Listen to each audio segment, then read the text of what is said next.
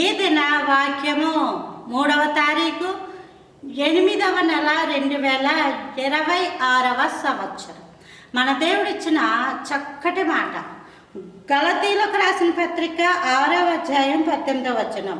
సహోదరులారా, మన ప్రభు అయిన యేసుక్రీస్తు కృప మీ ఆత్మకు తోడయుండును కాక. ఇక్కడ ఏమన్నాడమ్మా? సహోదరులారా, యేసుక్రీస్తు వారి యొక్క కృప ఆత్మకు తోడయుండును కాక. ఆత్మ ప్రాణము ఒక్కటే. ప్రాణము అనే తెలుగులో ఉంటుంది, హిబ్రూ భాషలో ఆత్మ అని ఉంటుంది ఏమా. కాబట్టి శరీరము అది గతించిపోయేది, శరీరము అది ఖచ్చితంగా మన్నైనది పోతుంది.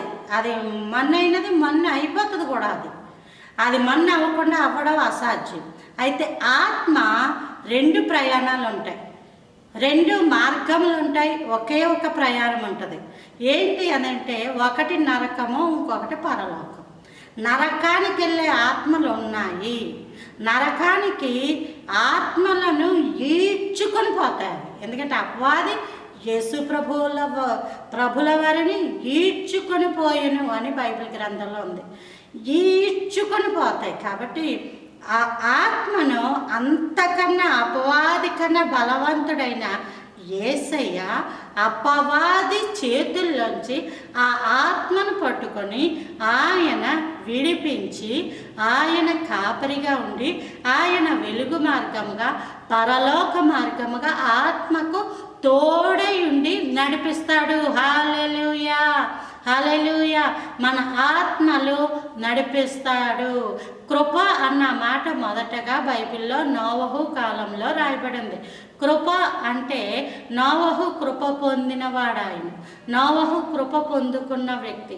కాబట్టి ఆ కృప తప్పించబడడం, విడిపించబడ్డం అంటే ఏంటంటే, జలప్రళయం రావాలి, అందరూ సర్వనాశనం అయిపోతారు.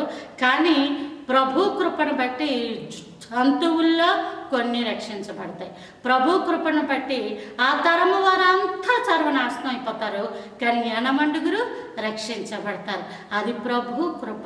అంటే లోకంలో వస్తున్న శ్రమలను బట్టి, ఆ యొక్క నిందలను బట్టి, వాటన్నిటి బట్టి మనల్ని తప్పించేది, విడిపించేది కృప. హల్లెలూయా. యేసయ్య యొక్క కృప మనందరి ఆత్మకు తోడై ఉండి నడిపించును కాక. ఆమేన్.